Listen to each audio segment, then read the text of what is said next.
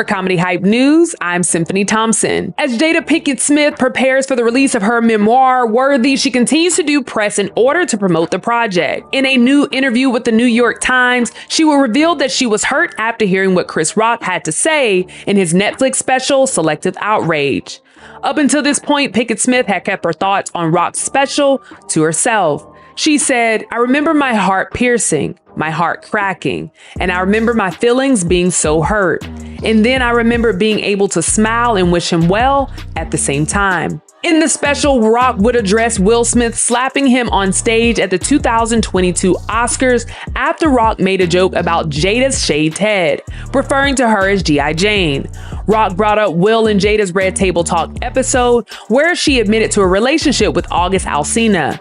In addition, Rock also stated that he thinks Will Smith took his frustrations out on him and not the real person he was angry with, which was Jada. Will Smith practices selective outrage. His wife was f***ing her son's friend. She hurt him way more than he hurt me. Everybody called him a bitch and called his wife a predator. And who's he hit?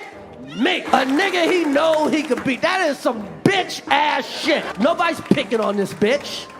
She started this shit. Of course, these are just a few sound bites of Rock's near 8-minute rant on the Smiths. Fans had been waiting for almost a year for Rock's thoughts on the Oscar slap and didn't hold back when the time came to speak on it. The latest piece of news comes right after Jada revealed Chris asked her out on a date when he thought she and Will were getting a divorce.